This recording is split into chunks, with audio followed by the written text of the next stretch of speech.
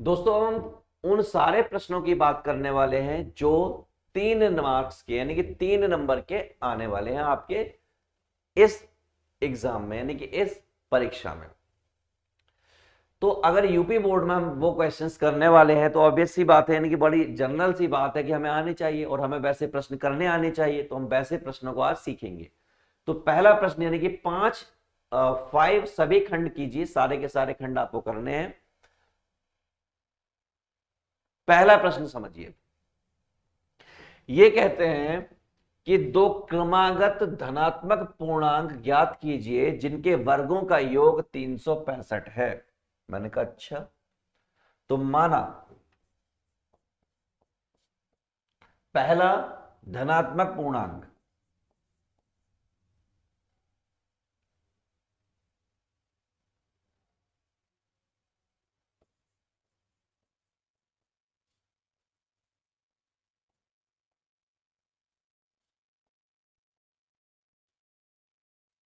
जिसको हमने क्या मान लिया, x।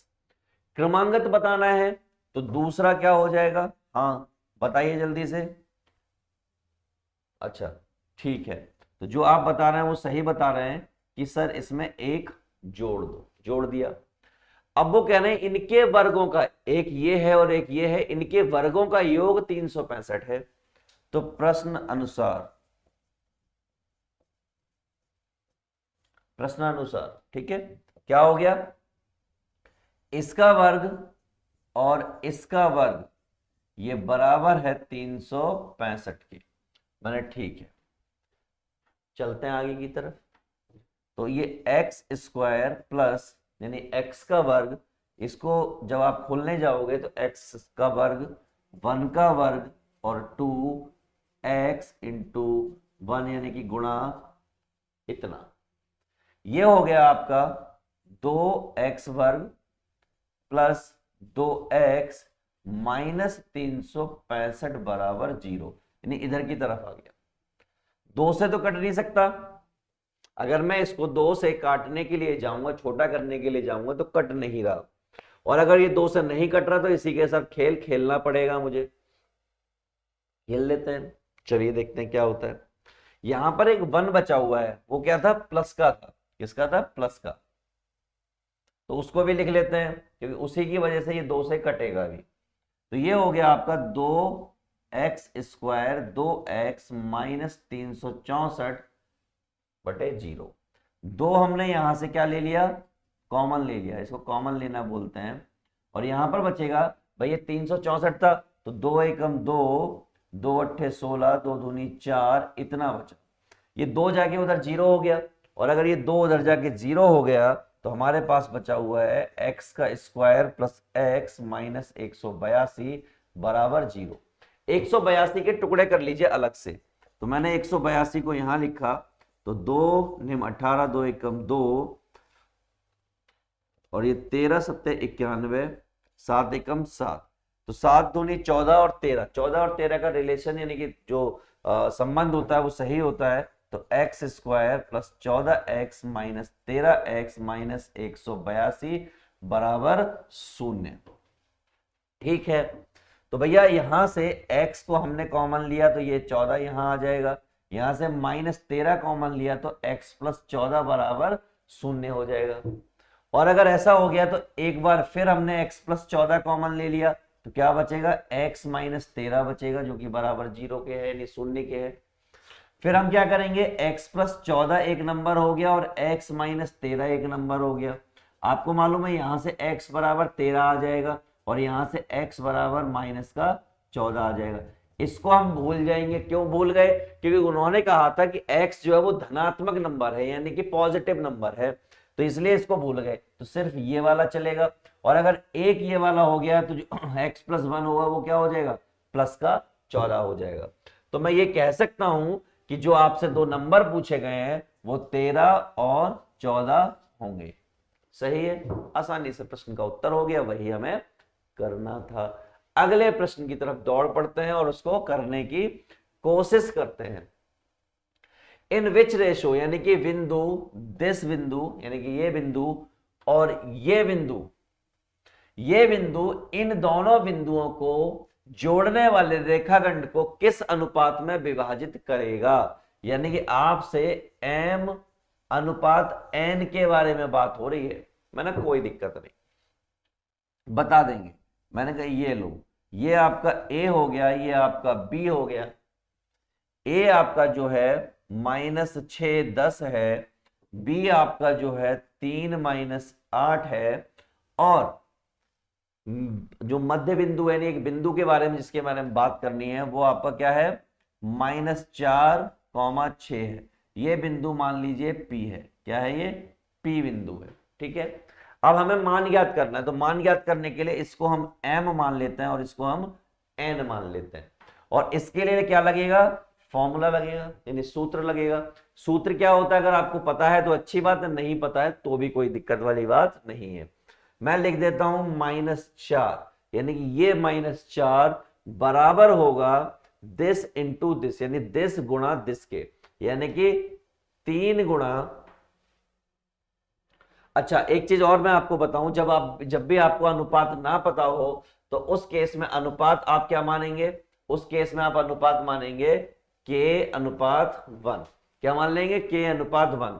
तो जब मैं इसको करने गया तो दिस यानी कि ये गुणा ये प्लस ये गुणा ये, यानी कि 1 - 6 और नीचे दोनों का जोड़। इसी तरीके से दूसरा वाला वो क्या है? 6 बराबर है k गुणा -8, यानी कि -8k प्लस 10 गुणा 1। दोनों से निकालेंगे, दोनों से सेम ही उत्तर आएगा। अभी मैं आपको दोनों से निकाल के दिखाऊंगा। आप कहेंगे एक से भी निकाल के आप छोड़ सकते हैं, बट दोनों से निकालने पर भी उत्तर समान आता है। देखिए, तो ये हो गया आपका -4k + 1, 3k - 6। ये हो गया -4k - 4 और 3k - 6। सारे के एक तरफ कर लीजिए, तो हमने ये इधर की तरफ कर लिया, ये -6 + 4 कर लिया। ये हो गया -7k और ये -2, माइनस से माइनस खत्म हो गया, k बराबर आ गया 2/7। यानी कि क्या कह सकता हूं मैं? 2:7 इसका उत्तर आ गया। लेकिन अगर मैं इससे निकालता हूं तो क्या आता है? लेट मी चेक, यानी मुझे चेक करने दो। देखते जाइए आप कहेंगे सर ये तो वही उत्तर आ गया। सारे के एक तरफ कर लीजिए, तो यहां कितना हो गया? 6 दूनी 12, 14 के, यहां कितना हो गया? 4। ठीक है, 2 दूनी 4, 2 सत्ते 14, तो के बराबर क्या आ गया? 2/7। जिसको क्या लिख सकते हैं? k/1, that is 2/7। इसको ऐसे लिखा जा सकता है। देखिए दोनों में समान आ रहा है, यही हमें करना था। अगला प्रश्न क्या है देखते हैं। इस प्रश्न को समझने की कोशिश करते हैं। त्रिज्या 4.2 सेंटीमीटर वाले धातु के गोले को पिघलाकर त्रिज्या 6 सेंटीमीटर वाले एक बेलन के रूप में ढाला जाता है। बेलन की ऊंचाई ज्ञात कीजिए। यानी कि ये धातु का गोला है, तो इसकी जो त्रिज्या है इसको मैंने r कह दिया। ठीक है, पिघलाकर त्रिज्या इसको मैंने स्मॉल r कह दिया, छोटे r कह दिया। एक बेलन के रूप में ढाला जाता है। आपको यह पता करनी है कि क्या हो। मैंने कहा सुनो, ध्यान से समझिए। उन्होंने दिया एक गोला, इस गोले की जो त्रिज्या है वो 4.2 यानी कि 4.2 है। इसको रिकास्ट करके यानी ढाल कर दूसरे में एक गोलाकार एक बेलन बनाया। गोला को ढाल कर क्या बनाया? बेलन बनाया। ये हो गया बेलन। बेलन की जो त्रिज्या है वो 6 सेंटीमीटर है। और इसकी जो ऊंचाई है वो हमें नहीं पता है। इतना से बात यहां पर है। तो यहां पर मैं आपको कह दूं, यहां पे जो सारी बात चल रही है वो आयतन की चल रही है। आपको मालूम है गोले का आयतन किसके बराबर होगा? तो गोले का आयतन बराबर होगा बेलन के आयतन के। मैंने कहा अच्छा, गोले का आयतन क्या होता है? तो गोले का आयतन होता है 4/3 πr क्यूब। और इसका क्या होता है? तो इसका होता है पाई आर स्क्वायर एच, ये इसका आयतन होता है। मैंने कहा ठीक है। तो भैया पाई से तो पाई का अंतिम संस्कार हो गया, क्योंकि पाई के बारे में इन्होंने कुछ कहा ही नहीं है। 4/3 आर की बात कर लो, आर कितना है इसमें 4.2, यानी कि 4.2 की पावर 3, यानी कि 3 बार हमने घन लगा दिया इस पे। क्या लगा दिया? घन। और ये यहां पर कितना है 6 का वर्ग, और ये h है। मुझे h चाहिए। क्या चाहिए? h। तो क्या हो जाएगा 4/3, 4.2, 4.2, 4.2, और ये 6 गुणा 6 नीचे आ गया, और वहां पर क्या बचा? सिर्फ और सिर्फ h बचा। ठीक है, चलो काटते पीटते हैं। इससे काटा तो 6 सत्ते 42, यानी 0.7, इससे काटा तो 6 सत्ते 42, 0.7। ठीक है, इससे काटा तो 3 एकम 3 और 3 चौक 12, यानी 1.4, यानी कि 1.4। ओके, तो अब हमारे पास बचा हुआ है 4 गुणा 0.7, 0.7 और 1.4, ऐसा कुछ बचा हुआ है। थोड़ा और कर लेते हैं। 7 सत्ते 49, यानी 4 गुणा ये 4.9 और ये 1.4 h। और कर लेते हैं 14 दूनी 28, 14 तिया 42, 14 चौके 56, 5.6 और 4.9, जो कि h के बराबर है। इन दोनों की मल्टीप्लाई यानी गुणा मुझे अलग से करनी पड़ेगी, तो मैं अलग से कर लेता हूं। 56 गुणा 49, देखिए 9 6 6 54 का 4, 5 9 5 45 और 5 50, 4 6 24 का 4 2, 4 5 20 और 2 22, तो 4 4 7 2, 2 के बाद दशमलव है, यानी कि 27.44। तो जो h आ गई वो 27.44 सेंटीमीटर आ गई। क्या आ गई? सेंटीमीटर। यही आपको पता करनी थी। चलिए अगला प्रश्न। अब ये प्रश्न जो है अलग टाइप का है। यहां आपको लिटरेसी रेट यानी कि साक्षरता दर के बारे में बात की गई है, और आपको माध्य ज्ञात करना है। क्या ज्ञात करना है? माध्य। मैंने कोई कठिन काम नहीं है माध्य ज्ञात करना। तो 45 से 55 और कहां तक गया? 95 तक। सब में अंतर कितना है? 20 का अंतर है। 55 10 का अंतर है, सब में 10 10 का अंतर है। चलिए लिखते हैं साक्षरता दर। तो यहां पर आपकी हो गई साक्षरता दर 45 से 55, 55 से 65, 65 से 75 और 75 से 85, ऐसे ही कुछ दे रखा होगा।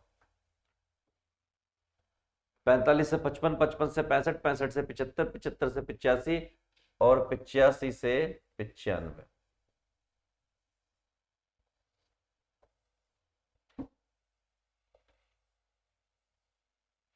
और क्या दे रखा है? 3 10 11 8 3, 3 10 11 8 3।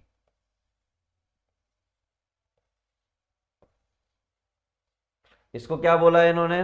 नगरों की संख्या।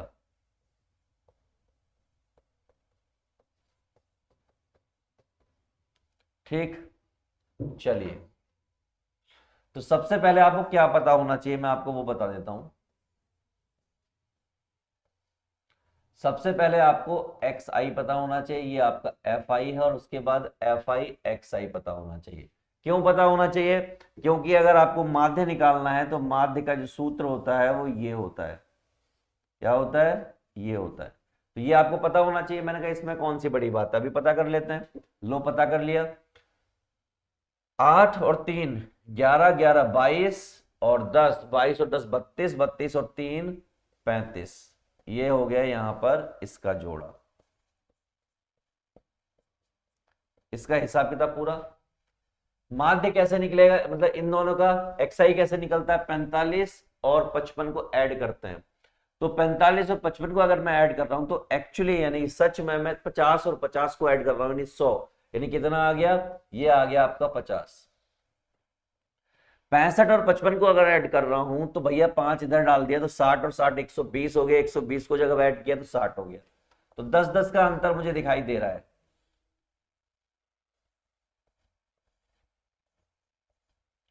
इसका मुझे कुछ नहीं करना होता, मुझे इन दोनों की मल्टीप्लाई करनी होती है।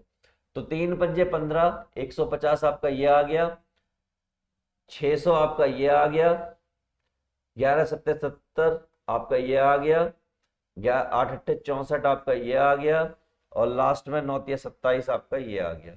यानी ये सब पूरा हो गया। मुझे इसका जोड़ चाहिए होता है। इसका क्या चाहिए होता है? जोड़ चाहिए होता है। जोड़ पता करते हैं।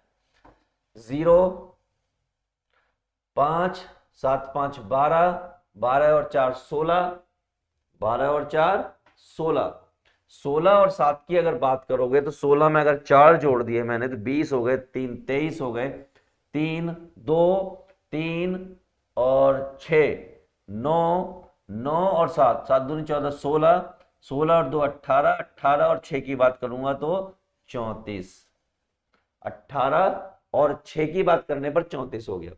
अब बस जो जो मेरा आया है इनका मैं उस इस्तेमाल करूंगा और मैं अपने उत्तर की तरफ पहुंच जाऊंगा। तो मुझे माध्य ज्ञात करना है। माध्य क्या होता है? एफ आई एक्स आई बटे एफ आई। तो ये कितना है? 3430 बटे ये कितना है? 35। तो 5 सत्ते 35, 5 चौक 20, 5 पंजे 25, 5 छिंग 30, 5 अट्ठे 40, 5 छिंग 30। 7 से काटने की कोशिश करता हूं, अगर कटे 7 निम 63, बचा कितना? 5 और 7 अट्ठे 56। तो 7 निम 63 और 7 अट्ठे 56। तो जो इसका माध्य आया वो कितना आया? 98 इसका माध्य आ गया, जो मुझे निकालना था और आपको सिखाना। ठीक है, तो इसी तरह से आपको बाकी के प्रश्न करने हैं जो इससे संबंधित आएंगे। ओके, तो बच्चा आपने बहुत अच्छे से समझा कि 3 नंबर के प्रश्नों के हल किस तरह से करने होते हैं और आपने सीख लिए हैं, और आप आगे भी ऐसे प्रश्नों का हल बड़ी आसानी से कर पाएंगे। अगले वीडियो में मिलेंगे जहां पर हम और देखेंगे किस तरह के प्रश्न आते हैं और कितने नंबर के प्रश्न आते हैं, उनका हल करने की कोशिश करेंगे। चलिए, bye bye to all of you. मिलते हैं अगले वीडियो में।